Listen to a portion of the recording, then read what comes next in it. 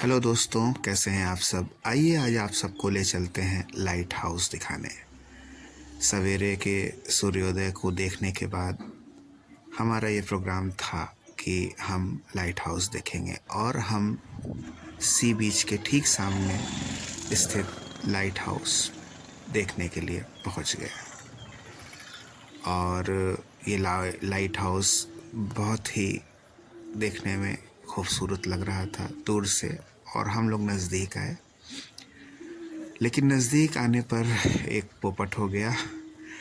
पता चला कि ये लाइट हाउस यानी कि पुरी का दीप स्तंभ सिर्फ शाम को 4 बजे से 5 बजे तक खुलता है, जिसकी इन्फॉर्मेशन यहाँ पे एक बहुत ही धुंधले पड़ चुके बोर्ड पर लिखी हुई थी। ये आप भी देख सकते हैं कि ये सिर्फ 4 से 5 बजे तक ओपन रहता है और इसका टिकट 10 रुपये है इंडियंस के लिए, और फॉरेनर्स के लिए इसका टिकट 600 रुपये है। तो फिर कुछ नहीं, हम लोगों को दिन भर आज यहीं रहना था, तो ऐसी कोई बात नहीं थी कि अगर हम लोग कहीं निकल जाएंगे तो कैसे देख पाएंगे। तो आज हम लोगों ने दिन भर पुरी बीच और होटल में व्यतीत किया। फिर शाम को ठीक 4 बजे हम आ गए इस लाइट हाउस को देखने, जो अब तक खुल चुका था और अंदर से बहुत ही स्वच्छ और सुंदर लग रहा था। इसका टिकट काउंटर कहीं दिखाई नहीं दिया, तो हम अंदर घुसे और यहाँ कुछ लोग बैठे हुए थे, तो टिकट इन्हीं के पास था।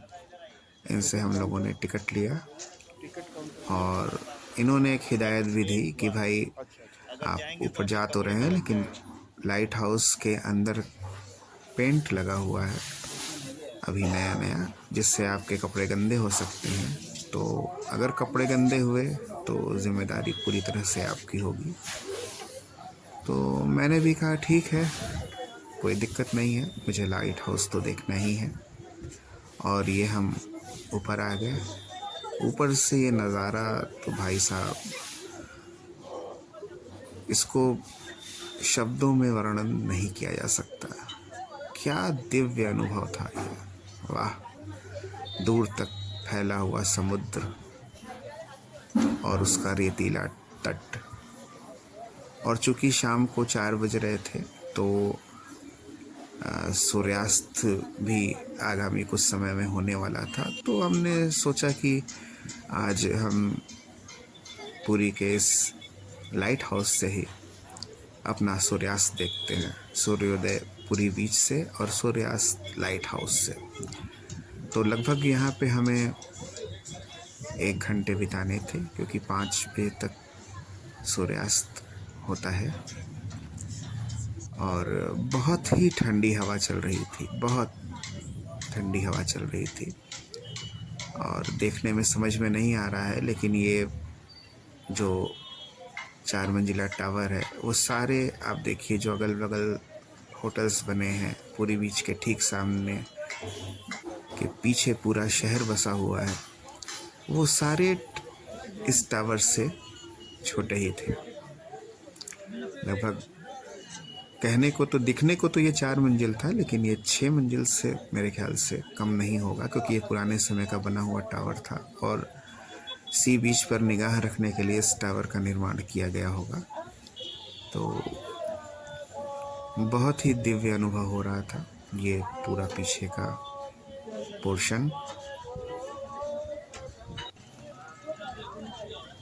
बहुत अच्छा लग रहा था, और ये राउंड शेप में था, तो इसलिए चारों तरफ से ये भगवान भास्कर अस्ताचल की ओर। और ये जो एक घर है ना, लाल रंग का बना हुआ, ये गजब घर था भाई। इतना मेंटेन घर और बहुत पुराने समय का बना हुआ। इसको भी देखने की इच्छा थी, लेकिन कुछ समझ में ही नहीं आया कि इसको कैसे देखा जा सकता है, और इसके इतिहास के बारे में भी कुछ पता नहीं चला कि ये क्या है, किस लिए बना था। लेकिन ये वाकई बहुत बहुत बेहद खूबसूरत घर था। ये 2 मंजिला मकान बना हुआ जो ऊपर से बिल्कुल केक की तरह दिखाई दे रहा था। और ये रहा हमारा ग्राउंड, जो कि आदमी चलते हुए चींटियों की तरह नज़र आ रहे हैं। हमारे सूर्य देव धीरे धीरे डूबते हुए, और ये हमारी संध्या वेला का समुद्र। हवाओं का जोर बहुत तेज़ हो चुका था, बहुत ही ठंडी ठंडी हवाएं, और सर्दी लग रही थी। सच कहूँ तो बहुत ज़्यादा सर्दी लग रही थी, लेकिन गला ख़राब था। फिर भी मैंने कोशिश की कि आपको ये सब दिखाऊं। ये लाइट हाउस के ठीक पीछे का दृश्य, ऊपर से कुछ कॉटेजेस बने हुए हैं, पता नहीं उसका क्या यूज़ है, और लेकिन जो भी था बहुत अच्छा लगा, बहुत ही अच्छा लगा। और अगर कोई पुरी आए तो उसे लाइट हाउस एक बार ज़रूर आना चाहिए। हालांकि बुज़ुर्ग व्यक्ति ऊपर नहीं आ सकते हैं, ऐसा कोई रिस्ट्रिक्शन नहीं है, लेकिन फिर भी सीढ़ियाँ बहुत ज़्यादा हैं। और मैं गिन के बताऊं तो टोटल 110 सीढ़ियाँ हैं चढ़ने के लिए। और चढ़ते समय तो वीडियो मैंने बनाई थी, लेकिन बाप रे, बहुत ज़्यादा, चूँकि सांस फूल रही थी तो मैंने वो दिखाया नहीं। अब ये उतरते समय थोड़ा सा आदमी नॉर्मल रहता है, और उतरने में बहुत ज़्यादा कठिनाई नहीं होती है। तो ये मैं धीरे धीरे दीवारों को कोशिश करता हुआ कि दीवारों से मैं टच ना हो, धीरे धीरे उतर रहा था। और ये टावर में दोनों तरफ हर फ्लोर पे खिड़कियां बनी हुई हैं, जिससे आप बैक और फ्रंट का नज़ारा ले सकते हैं। बहुत ऊंचाई थी, बहुत ज़्यादा ऊंचाई थी। बहुत धीरे धीरे एक एक कदम उतारते हुए टावर से मैं निकला। 5 मिनट तो टावर में चढ़ने में लगते हैं और 5 ही मिनट उतरने में लगते हैं, अगर आप लगातार उतर रहे हैं या लगातार चढ़ रहे हैं तो। वरना आप रुक रुक के भी जीने बने हुए हैं, जिस पर आप रुक रुक कर उतर सकते हैं या चढ़ सकते हैं। लेकिन अगर भीड़ होगी तो थोड़ा आपको मुश्किल होगी। यहाँ ये फ़ायदा रहा कि उतरते समय मेरे पीछे कोई भी भीड़ नहीं थी, और मैं आसानी से धीरे धीरे एक एक कदम चलता हुआ नीचे उतर गया। और ये हमारे फ्रंट का व्यू।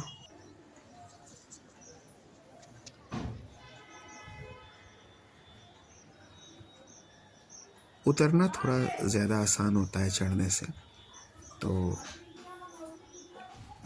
धीरे धीरे मैं उतर गया। और ये बाहर का दरवाज़ा, और बाहर के दरवाजे से जैसे ही मैं बाहर निकला तो ये पीछे से टावर का लुक, बहुत ही अच्छा टावर। अगल बगल इसमें बच्चों के खेलने के साधन बने हुए हैं और झूले लगे हुए हैं। ये पार्क है छोटा सा, जिसमें बैठने की बेंचेस भी लगी हुई हैं, इसमें आप बैठ के आराम कर सकते हैं।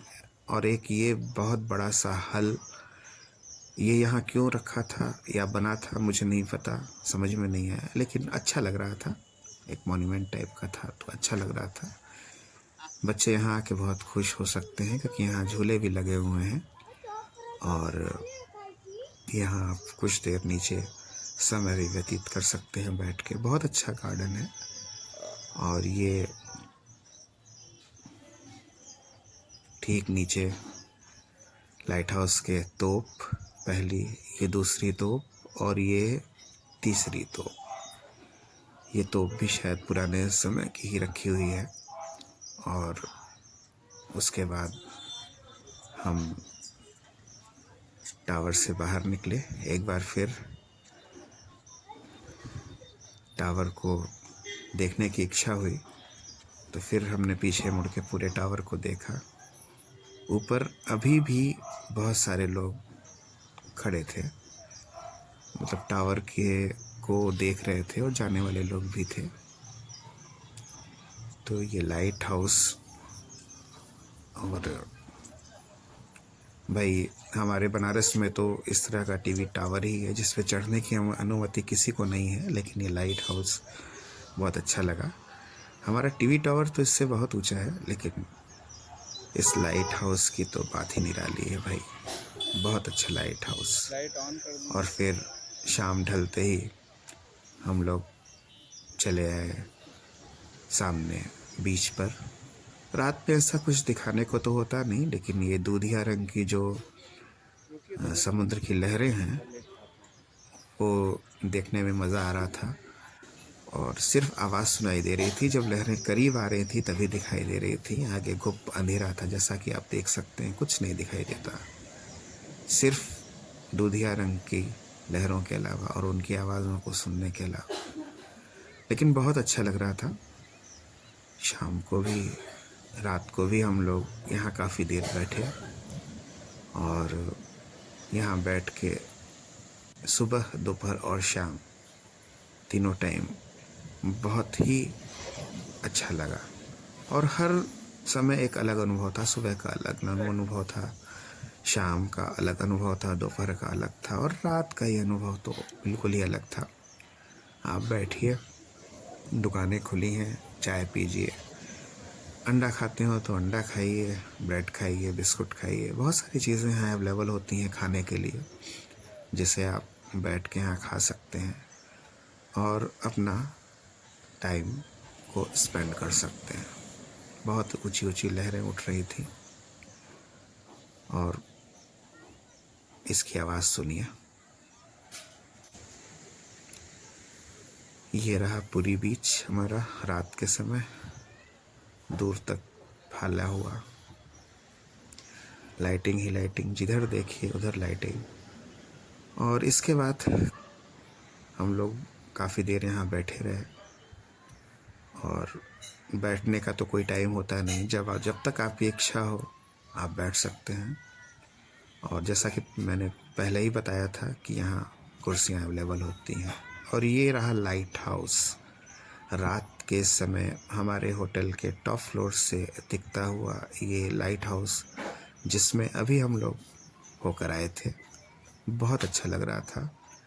और इसी के साथ आज का दिन हमारा समाप्त होता है क्योंकि अब कुछ खाना वाना खा के अब हम लोग को आराम करना है।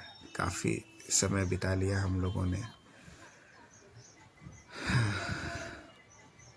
पूरी भी जगमगाता हुआ दूर से, और बस ईश्वर से प्रार्थना है इसी तरह हमें याद करता रहे।